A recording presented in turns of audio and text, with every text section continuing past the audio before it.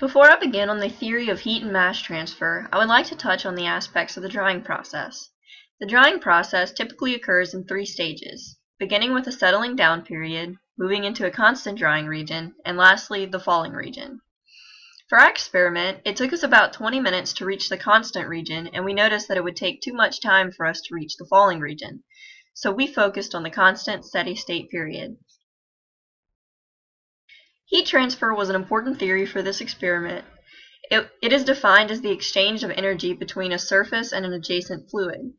Since we focused on the constant drying region, the heat transfer coefficients were based on forced convection, which occurs when an outside element forces fluids to flow past a solid surface. The driving force of heat transfer is the temperature gradient between the surface of the solid and the bulk fluid moving past. It is possible to theoretically calculate heat transfer coefficients by using the flat plate correlation, which is dependent on the Reynolds and Prandtl numbers and the thermal conductivity and length of the tray or plate. The Nusselt number is defined as the heat transfer coefficient times the length divided by the thermal conductivity.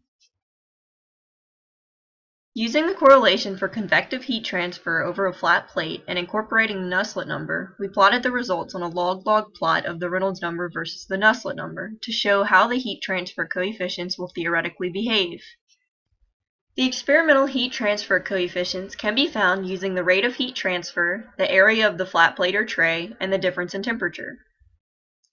The rate of heat transfer is calculated by multiplying the change in mass by the heat of vaporization and then dividing by the time it took for the mass to deplete. Moving into convective mass transfer, it is defined as the transport of material between a boundary surface and a moving fluid. Mass transfer is analogous to heat transfer. To theoretically calculate the mass transfer coefficient, we use the flat plate correlation as well. The mass transfer coefficient is dependent on the diffusivity of water and air, the length of the plate or tray, and the Reynolds number and Schmidt number.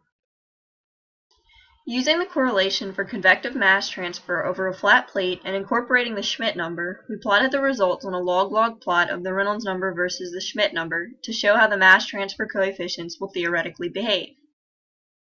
The experimental mass transfer coefficients can be found using the rate of mass transfer, the area of the flat plate or tray, and the difference in concentrations of water at the surface and in the bulk stream. The driving force of mass transfer is the concentration difference at the surface and in the bulk of the stream. We assume that the concentration of water at the surface was in the gas phase, so we use the ideal gas assumption that the concentration is equal to the vapor pressure of water divided by the gas constant times the temperature. To determine the concentration in the bulk stream, we used a psychrometer to measure the wet and dry bulb temperatures, and then using a psychrometric chart, we calculated the moisture content of the air and then multiplied by the density of the air to determine the concentration in terms of kilograms of water per meter cubed.